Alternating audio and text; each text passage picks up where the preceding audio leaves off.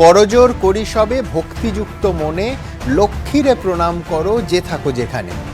সকাল থেকেই বহু মানুষ আজ সরস্বতী বন্দনায় ব্যস্ত থাকলেও মনটা তাদের পড়েছিল তার বোন মানে দেবী লক্ষ্মীর দিকে, আর চোখ ছিল টিভির পর্দায়। অনেকেই আশা করেছিলেন অর্থমন্ত্রীর বাজেট বক্তৃতায় হয়তো মধ্যবিত্তর মাথায় লক্ষ্মীর কৃপা বর্ষণ হবে, অন্তত নোট বাতিলের ভোগান্তির পর।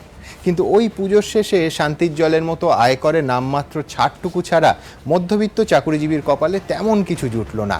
দেবী ভাগবত পুরাণে লক্ষ্মী সরস্বতীর তুমুল ঝগড়ার কথা আছে।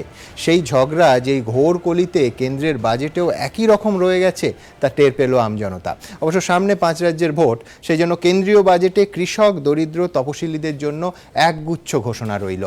প্রতিবারের মতো এবারও অনেক অর্থনীতিবিদ প্রশ্ন তুলেছেন যে গোটা পৃথিবীতে বহু উন্নত দেশে যখন বাজেট একটা জমা খরচের হিসেব মাত্র, সেখানে ভারতে এই ভোটধর্মী, স্লোগানধর্মী আনুষ্ঠানিকতার আদৌ কি কোনো প্রয়োজন আছে?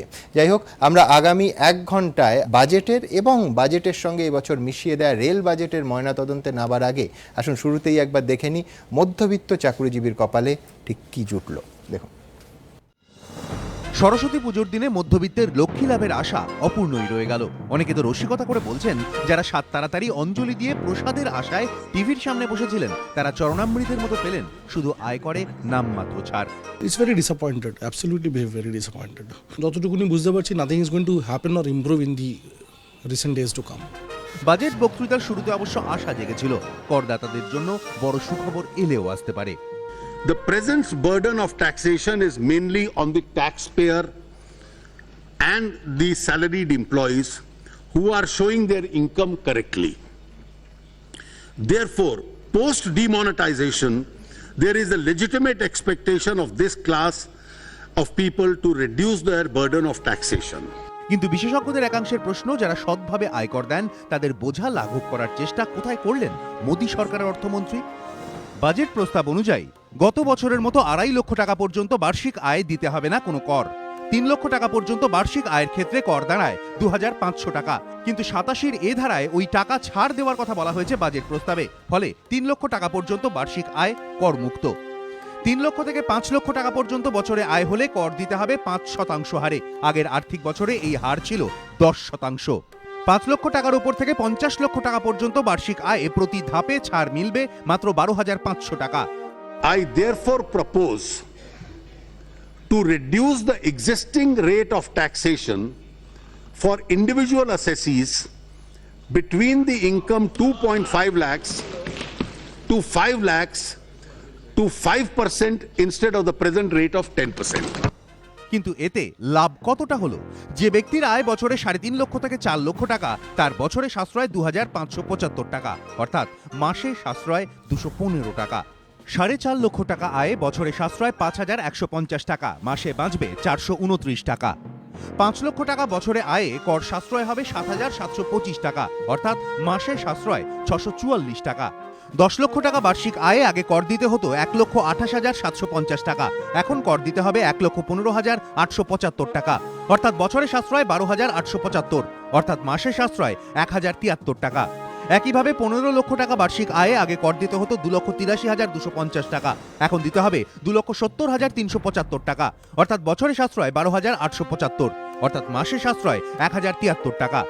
20 লক্ষ টাকা বার্ষিক আয়ে আগে কর দিতে হতো 4,37,750 টাকা, এখন দিতে হবে 4,24,875 টাকা, অর্থাৎ বছরে সাশ্রয় 12,875, অর্থাৎ এক্ষেত্রেও মাসে সাশ্রয় 1,073 টাকা। 25 লক্ষ টাকা বার্ষিক আয়ে আগে কর দিতে হতো 5,92,250 টাকা, এখন দিতে হবে 5,79,375 টাকা, অর্থাৎ এক্ষেত্রেও বছরে সাশ্রয় 12,875 টাকা, মাসেও সাশ্রয় 1,073 টাকা। 50 লক্ষ টাকা বার্ষিক আয়ে আগে কর দিতে হতো 13,64,750 টাকা, এখন দিতে হবে 13,51,875 টাকা, অর্থাৎ এক্ষেত্রেও বছরে সাশ্রয় 12,875, আবার মাসেও সাশ্রয় 1,073 টাকা। সেরকম ভাবে আমরা কিছু দেখতে পাইনি, অনলি ওই যাদের 2.5 লাখ থেকে 5 লাখ তারা একটু বেনিফিটেড হবে। কিন্তু নোট বাতিলের সময় নরেন্দ্র মোদী তো বলেছিলেন সাধারণ মানুষ ব্যাংকের লাইনে দাঁড়িয়ে কষ্ট করে দেশ গঠনে সাহায্য করছেন আর অসৎদের কালোধন নষ্ট হচ্ছে। তাহলে বাজেটে সেই সাধারণ মানুষকে পুরস্কৃত করার চেষ্টা হলো কোথায়? আশা করেছিলাম কি যে যদি কিছু অ্যাটলিস্ট আমরাও যদি কিছু benefit pi, not only females, সবাই ইন্ডিয়ান সিটিজেন, সবার বেনিফিট পাওয়া উচিত। তো ওরকম তো কিছু দেখলাম না, তো ডিসহার্টেনিং। যাদের আয় বছরে 1 কোটি তাদের ক্ষতি, তাদের বছরে অতিরিক্ত আয়কর দিতে হবে 2,76,813 টাকা, অর্থাৎ প্রতি মাসে বাড়তি 23,068 টাকা আয়কর দিতে হবে। বিশেষজ্ঞদের একাংশের প্রশ্ন, বাজেটে কর্মসংস্থান তৈরির দিশা কোথায়? চাকরি তৈরি করতে না পারলে শুধু বৃদ্ধির কথা বলে কি লাভ? আমরা এক্সপেক্ট করেছিলাম যে জব ক্রিয়েশন হলে কিছু ইনকাম ট্যাক্সে ছাড় হবে বা এরকম কিছু একটা হবে, এই এক্সপেকটেশন কোনোটাই ফুলফিলড হয়নি। নোট বাতিলের পর অনেকেই ভেবেছিলেন এবার হয়তো বাজেটে জেটলি জানাবেন কত টাকা ব্যাংকে ফিরল, কত টাকা রিজার্ভ ব্যাংক বাজারে ফেরত পাঠালো, আর কত কালো টাকা সরকারের কোষাগারে এলো। কিন্তু নির্দিষ্টভাবে এর কোনো উত্তরই দিলেন না মোদী সরকারের অর্থমন্ত্রী। তার বদলে সেই পুরনো কথা। There is early evidence of an increased capacity of banks to lend at reduced interest rates. এই বাজেটের মধ্যে খুশি হওয়ার কোনো কারণ খুঁজে পাচ্ছেন না বিশেষজ্ঞদের একাংশ। আমি রিয়েলি জানি না এই বাজেটে ওয়েদার ইকোনমি রিভাইভ করবে না ইকোনমি মন্দ হবে।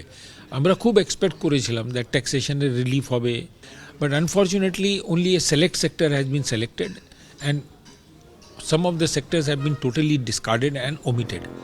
একরাশ প্রত্যাশা নিয়ে বাজেট শুনতে বসে কি তাহলে মোহভঙ্গ হলো মধ্যবিত্তর? কেউ কেউ তো বলছেন, আশা করেছিলাম খিচুড়ি ভোগ আর পেলাম ফলের কুচি, মন কি ভরে? সঞ্চয়ন মিত্র, এবিপি আনন্দ। কর বিশেষজ্ঞ অর্ঘ্য মিত্রকে দিয়ে শুরু করব। অর্ঘ্যবাবু, অনেকে বলছেন হাতে রইল পেন্সিল। আপনি যদি আয়করের ছাড়টা দেখেন, সর্বোচ্চ মাসে 1,073 টাকা, আমি যদি দশমিক অংশটা বাদ দিই 1,073 টাকা সর্বোচ্চ। অথচ কি চমৎকার শুরু করেছিলেন কেন্দ্রীয় অর্থমন্ত্রী, বলছেন যে ভারতে অসংখ্য মানুষ কর ফাঁকি দেন, যার জন্য যারা অনেস্ট ট্যাক্স পেয়ার তাদের ওপরে এই বাড়তি করের বোঝাটা চাপে। একটা প্রত্যাশা একেবারে সপ্তম স্বর্গে নিয়ে গেলেন, কিন্তু তারপর হাতে ততটা পাওয়া গেল না। বক্তৃতা রইল, পেন্সিল রইল, তাই কি ব্যাপারটা? সত্যি কথা বলতে কি সুমন, এই যে তুমি বললে হাতে রইল পেন্সিল, এটা আমি বলবো বলেই ভেবে রেখেছিলাম, তার আগেই তুমি বলে দিলে মধ্যবিত্তের হাতে রইল পেন্সিল। Absolutely correct. আর এটাও ঠিক, তিনি যখন বাজেট স্পিচটা দিচ্ছিলেন, যখন বললেন যে আমাদের দেশে যারা সত্যিকারের কমপ্লাই করে, যারা ইনকাম ট্যাক্স, যারা স্যালারিড ক্লাস, তাদের উনি অনেক প্রশংসা করলেন, কাজেই তখন একটা আশা জেগেছিল। কিন্তু এটাও দেখতে হবে, একটা প্র্যাকটিক্যাল সাইডও আছে এখানে, যে এক্সেমশন লিমিট 2.5 লাখটা 2.5 লাখই আছে। এখন এক্সেমশন লিমিটটা বাড়ালে কি হয়, একই তো আমাদের মানে আয়করদাতার সংখ্যা খুব কম, হ্যাঁ, সেটার ফিগার উনি দিয়েছেন, ঠিক 4%। এখন এই যদি এক্সেমশন লিমিটটা 2.5 লাখ থেকে 3 লাখ বা 3.5 লাখ হয়, তাহলে একটা বিরাট সংখ্যক আয়করদাতা আয়করের আওতা থেকে বেরিয়ে যাবে, তো যেটা সরকার নিশ্চয়ই চায় না। এবং তাই জন্য সরকার কি করেছে, আগেও এটা নতুন কিছু নয়, গত বছরও ছিল, উনি যেটা বললেন 3 লাখ টাকা অবধি আয়কর দিতে হবে না, এটা আমি বলতে চাই যে এটা কিন্তু এক্সিস্টিং আইনেই আছে। এটা আইনটা কি আমি একটু পরিষ্কার করে বুঝিয়ে দিই, কারণ এইটা নিয়ে অনেকে কনফিউশন হচ্ছে, অনেক জায়গায় দেখাচ্ছে যে 3 লাখ টাকা অবধি ছাড় হলো, এটা কিন্তু তা নয়। এখন যে আইন এই বছরের মানে বাজেটের আগে, গত বছরের বাজেট অনুযায়ী, আমার 3 লাখ টাকা যদি কারোর ইনকাম হয়, করযোগ্য আয়, 2.5 লক্ষ টাকা অবধি হচ্ছে এক্সেম্ট, কাজে 50,000 টাকার উপর 10%, অর্থাৎ 5,000 টাকা ট্যাক্স দিতে হয়। কিন্তু আরেকটা সেকশন আছে যেখানে এই যাদের ইনকাম 5 লাখ টাকা অবধি, তাদের 5,000 টাকা অবধি একটা ট্যাক্স রিবেট দিতে হয়, ঠিক পাওয়া যায়। অতএব কি দাঁড়ালো, আমার ট্যাক্স লায়াবিলিটি 5,000, আমার ট্যাক্স রিবেট 5,000, অতএব আমাকে কোনো ট্যাক্স দিতে হচ্ছে না। এটা হচ্ছে আজকের। এখন আগামী বছরে কি হবে, এই বাজেট অনুযায়ী যে 3 লাখ টাকা থেকে 2.5 লাখ বাদ দিলে এই 50,000-এর ওপরে 5% ট্যাক্স, অর্থাৎ 2,500 টাকা ট্যাক্স লায়াবিলিটি। ওই ট্যাক্স রিবেটটাও উনি 5,000 থেকে 2,500 করলেন, একদম। অতএব 2,500 মাইনাস 2,500 হচ্ছে 0। অতএব গত বছরেও যে লোক 3 লাখ টাকা যার আয় ছিল করযোগ্য, তাকেও ট্যাক্স দিতে হতো না। এবছরেও যে 3 লক্ষ টাকা আয় করবেন, তাকেও ট্যাক্স দিতে হবে না। কাজেই এক্সট্রা কিছু পেলাম না। উনি যেটা বললেন যে 3 লক্ষ টাকা অবধি দিতে হবে না, এবং তার উপরে 1.5 লক্ষ টাকা 80C-তে বিভিন্ন ইনভেস্টমেন্টের জন্য বেনিফিট পাওয়া যায়, অতএব 4.5 লক্ষ টাকা ইনকাম হলেও ট্যাক্স দিতে হবে না। এখানে একটা ছোট্ট ব্যাপার আছে, যে ব্যক্তির 4.5 লক্ষ টাকা ইনকাম, তার পক্ষে 1.5 লক্ষ টাকা জমানো ঠিক। কতটা বাস্তব ঘটনা, একদম। তারা কতটা পারবে সেটা করতে। কাজেই এই 4.5 লক্ষ টাকা অবধি ইনকাম করলে ট্যাক্স হবে না, এটা খাতায় কলমে যতটা হয়, প্র্যাকটিক্যালি এটা কতটা সম্ভব এটা পরিষ্কার নয়। আমি এটা আমি আমার সংশয় রইল। দ্বিতীয় পার্টেও আসবো যে আরো বেশি সংখ্যক মানুষ যাতে কর দেন, এত কর ফাঁকির প্রবণতা রোখা যায়, এবং বিপুল সংখ্যক, আমি বলছি রাজনৈতিক সদিচ্ছেও তো লাগবে, বহু যাদের ফার্ম হাউস আছে, হেলিকপ্টার চলছেন, BMW চলছেন, কিন্তু কোনো সরকার সাহস করে কর বসাতে পারে না, সম্পন্ন চাষি, সামনে ভোট, সেই সাহস এবারও আমরা দেখতে পেলাম না। আমি বন্ধন ব্যাংকের চেয়ারম্যান চন্দ্রশেখর ঘোষের কাছে আসবো।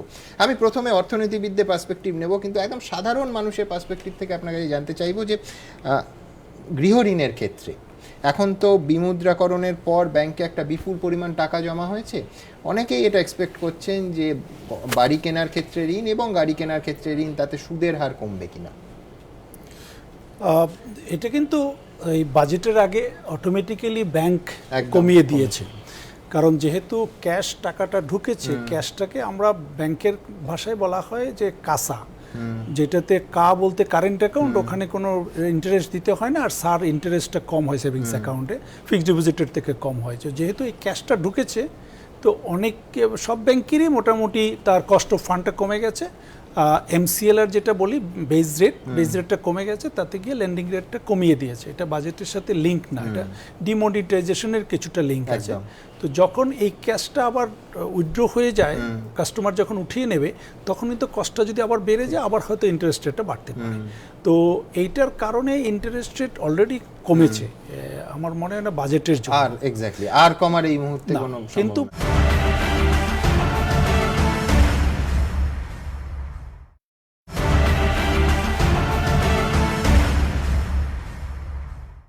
বাজেটে যেটা দিয়েছে, যেটা আপনার 20,000 crores দিয়েছে ন্যাশনাল হাউজিং ব্যাংকে, যে তারা ইন্ডিভিজুয়ালি অ্যাফোর্ডেবল হাউজিং, এই ধরনের হাউজিংটাকে দিতে পারবে। কাঁচা ঘর যাদের আছে তাদেরকে চেষ্টা করা হচ্ছে যদি কনভার্ট করে এটা হয়। কিন্তু চ্যালেঞ্জ হচ্ছে যে এই ফান্ডটাকে কোন চ্যানেলের মাধ্যমে ওই মানুষটার কাছে পৌঁছাবে, সেই চ্যানেলটা এখনো পর্যন্ত আমাদের দেশে খুব মানে শক্ত নাই, যার জন্য বাজেটটাকে মানে পুরোপুরি যে মানুষের দোরগোড়ায় পৌঁছে দেওয়া, সেটার জন্য একটা হলো ব্যাংকের চ্যানেল আছে। ব্যাংকের বেশিরভাগ ব্যাংকই আমাদের যে দেশে যারা আছে, তারা কাস্টমারটা একটু লেভেল উপরে, ওই লেভেলটা না।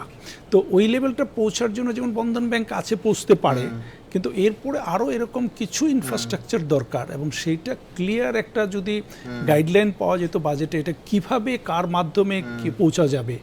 আপনি হয়তো কারেক্টলি একটা জায়গায় দেখতে পারেন যে আমাদের কোঅপারেটিভ আছে, ব্যাংক আছে, কিন্তু মানে যে সকল ব্যাংকগুলো আছে, সমবায় ব্যাংকগুলো আছে, সেগুলোরও কিন্তু ইনফ্রাস্ট্রাকচারটা ততটা শক্তিশালী নয় যেখানে ট্রান্সপারেন্টলি এই জিনিসটাকে পৌঁছে দেওয়া যায়, পৌঁছে যাওয়া যায়। চন্দ্রশেখর বাবু, এখানে আমার দ্বিতীয় প্রশ্ন থাকবে, সেটা হচ্ছে ব্যাংকের স্বাস্থ্য। এই যে ধরুন ডিমনিটাইজেশনের পরে বিপুল পরিমাণ টাকা জমলো, বাজার যদি চাঙ্গা না হয়, তাহলে তো শিল্পপতিরাও ঋণ নিতে চাইবেন না। সেক্ষেত্রে এই যে অর্থমন্ত্রী বলছেন যে ব্যাংকিং সিস্টেমটাকে বুস্ট আপ করার জন্য 10,000 কোটি টাকা দিচ্ছেন, তাতে কোনো ওভারঅল এই সামান্য টাকায় বিপুল সংখ্যক ব্যাংকের স্বাস্থ্য পুনরুদ্ধার হবে? আসলে কি হয়েছে, জিনিসটা এই 10,000 কোটি টাকা কিন্তু আজকের বাজেটের জন্য নয়। আচ্ছা, এইটা আমাদের যদি একটু মনে করেন যে 2 বছর আগে ইন্দ্রধনু প্রস্ত বলতে একটা মেকানিজম, একটা প্রজেক্টের কথা বলেছিলেন গভর্নমেন্ট, এবং সেইখানে 72,000 কোটি টাকা অ্যাসাইন করেছিলেন যে এই ব্যাংকেরকে রিক্যাপিটালাইজ করার জন্য। ওইটারই পার্ট হিসেবে এই বছর 10,000 কোটি দেওয়ার কথা, সেইটা দিয়েছেন। তো এই 10,000 কোটি টাকা যদি একদিকে দেখেন, আরেকদিকে যদি দেখেন আমাদের পাবলিক সেক্টর ব্যাংকের যে এনপি আছে, সেই বোঝাটা, সেটা অনেক ডিফারেন্স, এই দুটা ইমব্যালেন্স। তো এইটা দিয়ে এটা আশা করা যায় না এটা কভার করা যাবে। কিন্তু দ্বিতীয়টা হলো উনি আবার বলেছেন এটার পাশাপাশি যে আমরা প্রয়োজন হলে আরও আমরা বাজেট দেব এই রিক্যাপিটালাইজেশনে। কিন্তু নর্মালি যেভাবে এনপিএটা বাড়ছে, সেভাবে এটা করা যাচ্ছে না, কারণ এনপিএ বাড়ার 3টে যে সেক্টর আছে, এই সেক্টরগুলোকে স্পেসিফিক বাজেটে আর একটু ক্লিয়ার করা দরকার ছিল। এই সেক্টরগুলো কি হবে, যেমন একটা আপনার পাওয়ার, একটা হলো আমাদের রিয়েল এস্টেট, আর একটা হলো আমরা বলি স্টিল, এই তিনটে সেক্টরই এনপিএটা বেশি ব্যাংকের, একদম। এবং পাওয়ারটা এগুলোর সাথে লিঙ্ক হয়ে আছে, কারণ পাওয়ার ইউজ হবে স্টিলে, একদম। স্টিল খারাপ পাওয়ারটা খারাপ, তো আবার স্টিল ইউজ হবে রিয়েল এস্টেটে, estate-এ। রিয়েল এস্টেট খারাপ ওটা, ঠিক। এই যে সাইকেলটা Chain আছে না, এই চেনটাকে যতক্ষণ না একটু খুলতে পারছে ততক্ষণ পর্যন্ত কিন্তু এই জায়গাটা ব্যাংকের এনপিএটা কমাতে পারছে না। আর ব্যাংকের এনপিএ যদি না কমে, যদি ক্যাপিটাল ইনফ্লো করা না যায়, এই ব্যাংক কিন্তু ক্রেডিট গ্রোথ করতে পারবে না, ক্রেডিট গ্রোথে আটকে যাবে, আটকে গেলে আবার সে প্রফিট লস করবে। এই একটা জায়গায় আর একটু ক্লিয়ার হলে ভালো হতো। একদম। রিয়েল এস্টেটের কথা হচ্ছে, আমি দ্রুত একবার দেখে নেব যে রিয়েল এস্টেট চাঙ্গা করার একটা বিপুল প্রত্যাশা ছিল কেন্দ্রীয় অর্থমন্ত্রীর কাছে, কি দিলেন তিনি বাজেটে, দেখুন। নোট বাতিলের জেরে ধাক্কা খেয়েছে রিয়েল এস্টেট সেক্টর, কমেছে ফ্ল্যাট বিক্রি, একাধিক সংস্থার পরিসংখ্যানে উঠে এসেছে সেই তথ্য। এই প্রেক্ষিতে রিয়েল এস্টেট সেক্টরকে চাঙ্গা করতে বাজেটে একাধিক প্রস্তাব দিলেন কেন্দ্রীয় অর্থমন্ত্রী অরুণ জেটলি। এতদিন ফ্ল্যাটের ঋণে সরকারি সুবিধা পাওয়া যেত বিল্ট আপ এরিয়ার ভিত্তিতে, এবার থেকে তা মিলবে কার্পেট এরিয়ার ভিত্তিতে। এতদিন পর্যন্ত 4টি মেট্রো শহরে 30 বর্গমিটার অর্থাৎ প্রায় 322 বর্গফুট পর্যন্ত বিল্ট আপ এরিয়ার ফ্ল্যাট কিনতে কেউ 12 লক্ষ টাকা পর্যন্ত ঋণ নিলে তার মধ্যে 3% সুদ দিত সরকার, 9 লক্ষ টাকা পর্যন্ত ঋণ নিলে 4% সুদ দিত সরকার। বাজেটে প্রস্তাবিত নয়া বিধি অনুযায়ী এখন 322 বর্গফুট কার্পেট এরিয়ার মধ্যে ফ্ল্যাট কিনলে এই ছাড় পাবেন আপনি। শহরের বাইরে 60 বর্গমিটার অর্থাৎ প্রায় 645 বর্গফুট বিল্ট আপ এরিয়ার ফ্ল্যাট কিনলে এই সুবিধে মিলত। কিন্তু নয়া বিধি অনুযায়ী এখন শহরের বাইরে 645 বর্গফুট কার্পেট এরিয়ার মধ্যে ফ্ল্যাট কিনলে এই ছাড় পাবেন আপনি।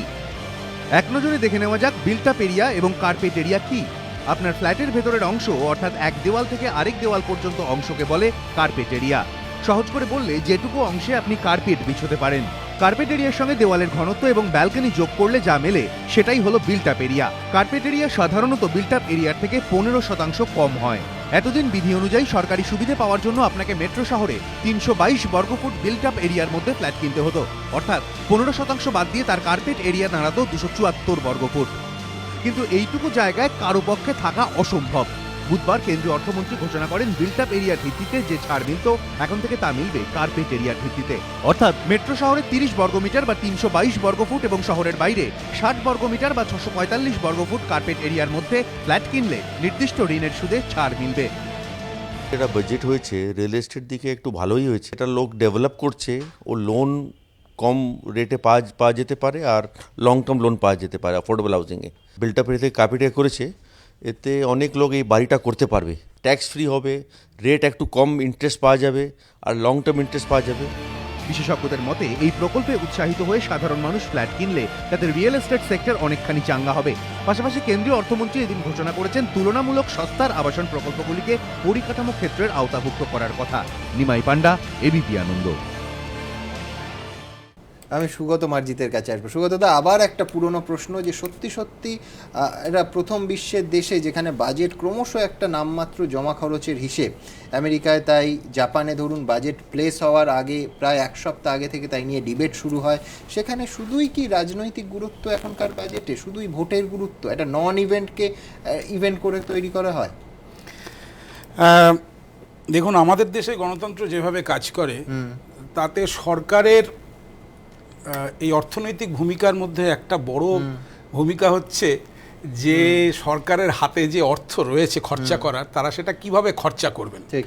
এইবার প্রশ্ন হচ্ছে এই অর্থের উপর খরচা করার অধিকার কার গণতন্ত্রে, সেটা হচ্ছে জনপ্রতিনিধিদের।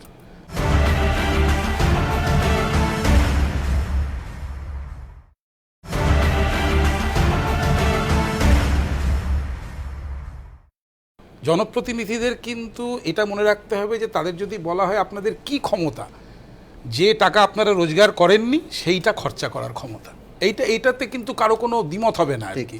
সুতরাং এই বিষয়ে বিতর্ক করে লাভ নেই, কারণ সরকার যেই সরকার আসুক, যেই দলই আসুক, তাদের হাতে যে রিসোর্সেস থাকবে তারা তাদের ক্ষমতার দিকে তাকিয়ে, ওটা হচ্ছে ফার্স্ট প্রায়োরিটি। কারণ আমি যদি ক্ষমতায় না থাকি তাহলে আমার সেই ধরনের খরচার কোনো মানে নেই। সেই কারণে আমরা অনেক সময় বলে থাকি যে ধরুন একজন অর্থনীতির লোক বা একজন কেউ যিনি ভালো করে বাজেট করছেন বা ইত্যাদি, তিনি সোশ্যাল ওয়েলফেয়ার দেখে অ্যালোকেট করে দিলেন, বললেন যে এতটা রাস্তা হবে, এতটা পাওয়ার সেক্টরে হবে, এতটা গরিবদের দিতে হবে, এডুকেশনে হবে ইত্যাদি। কিন্তু সেই অ্যালোকেশনটা তো জনপ্রতিনিধিদের বা সরকারের মনোপুত নাই হতে পারে যদি সেই অ্যালোকেশনে তাদের ক্ষমতায় থাকার প্রবাবিলিটিটা কমে যায়। সুতরাং এই বিষয়ে আমি মানে নতুন করে কিছু বলবো না, কিন্তু আমি একটা পয়েন্ট তুলবো এখানে। এই যে আজকে এত ট্যাক্স নিয়ে অনেক কথাবার্তা হচ্ছে যে আমরা ট্যাক্সের ছাড়টা নিই, এটা একটু ভালো করে ভেবে দেখুন। প্রথম কথা হচ্ছে নাম্বার 1 ধোঁয়াশা আমাদের দেশে হচ্ছে যে মধ্যবিত্ত কারা।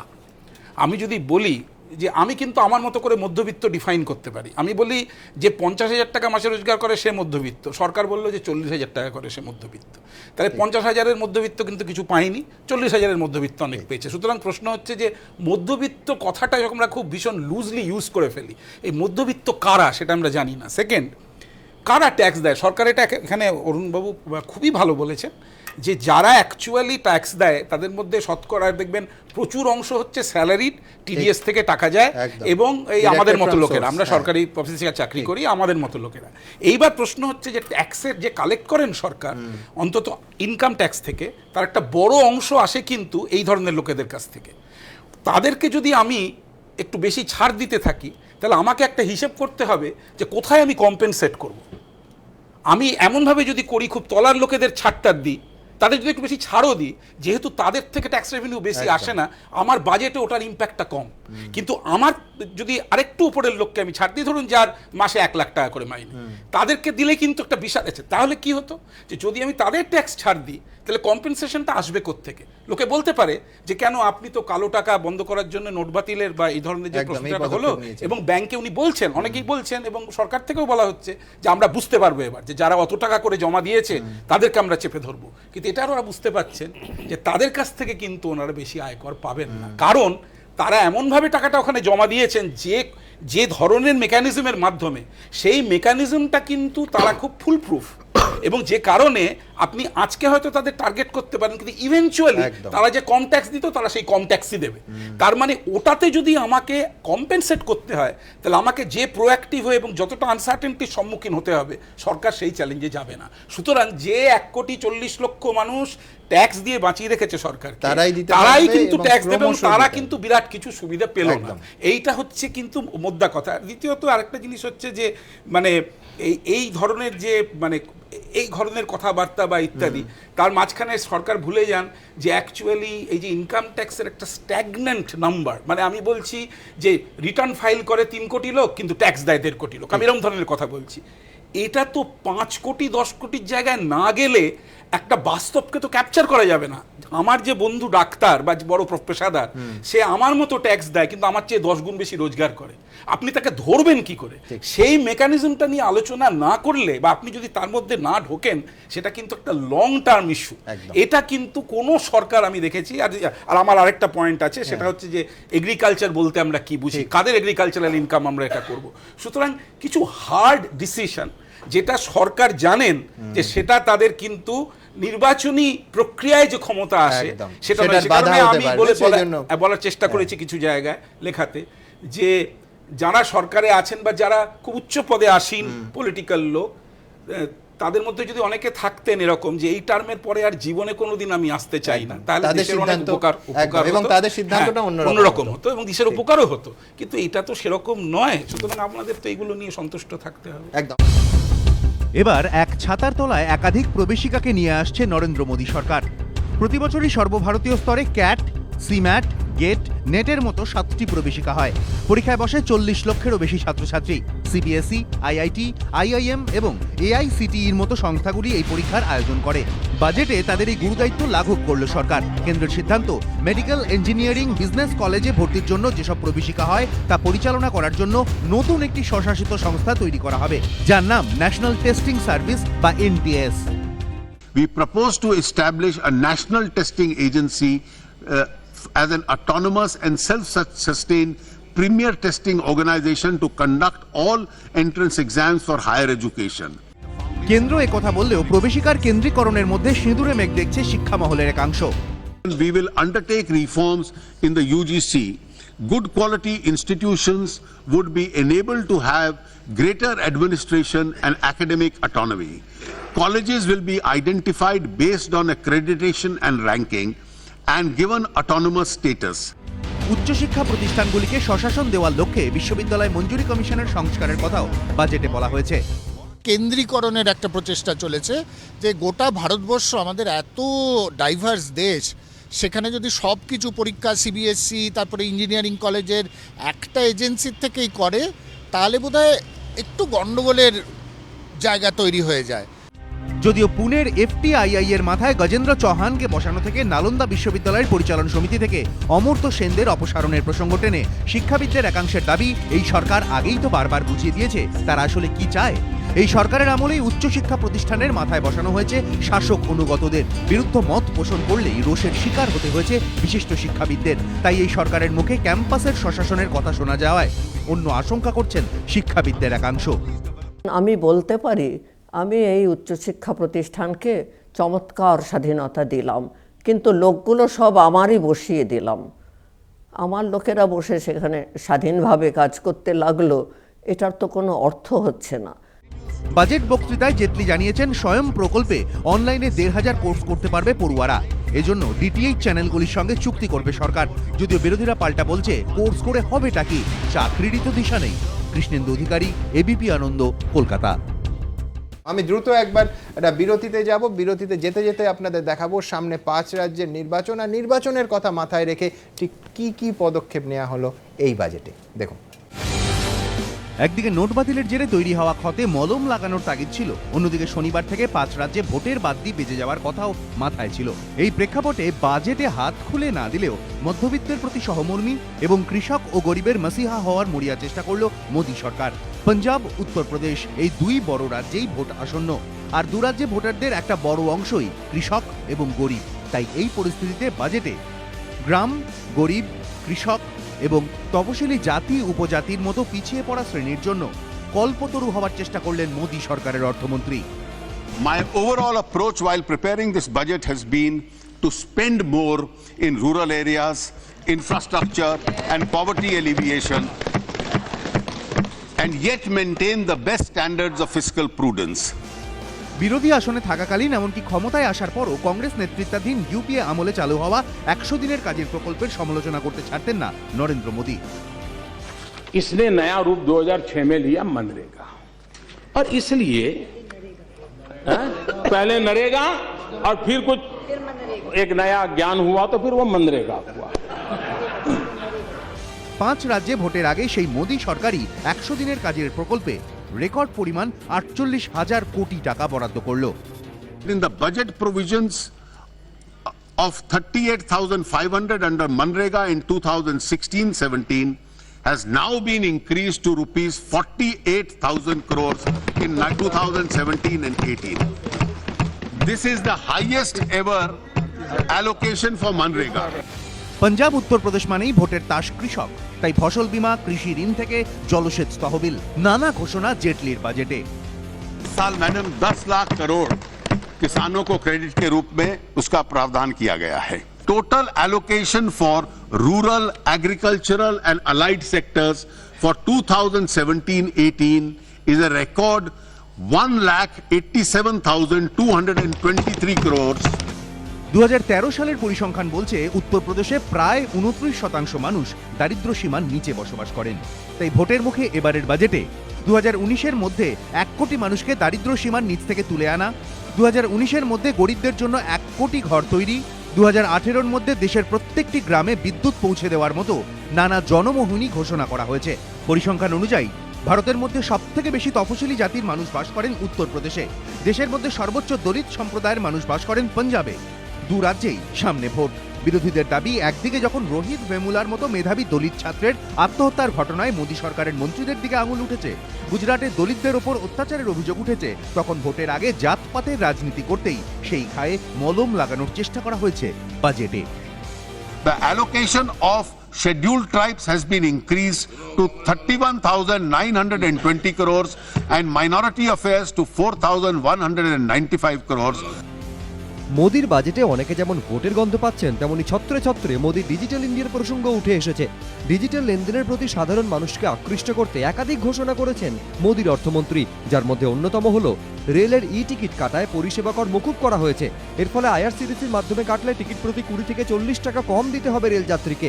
এর পাশাপাশি বাজেট প্রস্তাবে 3 লক্ষ টাকার উপরে নগদে লেনদেন নিষিদ্ধ করেছে মোদি সরকার। অর্থাৎ চাইলেও আপনি 3 লক্ষ টাকা বা তার বেশি দামের কোনো জিনিস নগদে কিনতে পারবেন না। কিন্তু যে মোদি সরকার ডিজিটাইজেশন নিয়ে এত সরব, সেই সরকারের কেন্দ্রীয় অর্থমন্ত্রী কেন মান্ধাত্তা আমলের প্রথা মতো কাগজ দেখে দেখে বাজেট পড়ে গেলেন? কেন তার হাতে দেখা গেল না ট্যাবলেট? যে মোদি দেশকে স্বচ্ছ করার স্বপ্ন দেখেন, তারই অর্থমন্ত্রীকে বুধবার বাজেট পড়ার সময় কেন মুখে হাত দিয়ে পাতা উল্টাতে দেখা গেল? তাও এক নয়, একাধিকবার। এই অভ্যেস অবশ্য কেন্দ্রীয় অর্থমন্ত্রীর নতুন নয়। গত বছরের বাজেট পেশের সময়ও তাকে এভাবেই বাজেট ভাষণের পাতা উল্টাতে দেখা যায়। চিকিৎসকেরা বলছেন, থুতু দিয়ে পাতা উল্টালে সেই জায়গায় বায়োফিল্ড তৈরি হয়, অর্থাৎ যেখানে জীবাণু থাকতে পারে। এরপর ফের সেই জায়গায় আঙুল ছোঁয়ালে জীবাণু চলে আসে হাতে, আর সেই হাত না ধুয়ে মুখে দিলে জীবাণু পেটের ভেতরে গিয়ে ডায়রিয়ার মতো রোগ বাঁধাতে পারে। ক্রমাগত যদি আপনি একটা কোনো সারফেস থেকে আপনার গায়ে মুখের মধ্যে হাত নিয়ে যান, তাহলে বেশ কিছু ভাইরাসও হতে পারে, ট্রান্সমিটেড হতে পারে। কালিগুলোতে হাত লোকে দেয় না যখন মানে বই এই জাতীয় কোনো পাতা উল্টায়, তবে অবভিয়াসলি যদি কোনো প্রিন্টেড সারফেস হয়, তার উপরে বারবার হাত দেন এবং হাত ময়েস্ট হয়, তাহলে সেই সারফেস থেকে হেভি মেটাল আপনার পেটের মধ্যে আসতে পারে। এটা একটা বাজে অভ্যাস, এই বাজে অভ্যাসটা দূর করা উচিত। এছাড়াও এটা যেমন দৃষ্টিকটু হয়, এছাড়াও এর কিছু বিজ্ঞানসম্মত দিক দিকেও এটার খারাপ, কারণ একাধিক জীবাণু আছে যেগুলো থুতুর মাধ্যমে ছড়িয়ে যায়। অরুণ জেটলি শুধু হেভিওয়েট রাজনীতিবিদই নন, দেশের নামজাদা আইনজীবীদের মধ্যে অন্যতম। দিল্লির রাজনীতিতে কেতাদুরস্থ রাজনীতিবিদদের তালিকারও একদম প্রথম সারিতেই স্থান তার। বিজেপির অন্দরে এমনকি গোটা দেশেও বহু মানুষের কাছে তিনি আইকন। এহেন ব্যক্তির এই ধরনের অভ্যেস বিভ্রান্ত করতে পারে তার অসংখ্য গুণমুগ্ধকেও। তাই মোদি মন্ত্রিসভার সেকেন্ড ইন কমান্ডকে চিকিৎসকদের পরামর্শ, এই অভ্যেসটা এবার অন্তত ছাড়লেই ভালো। নিমাই পান্ডা, এবিপি আনন্দ, কলকাতা।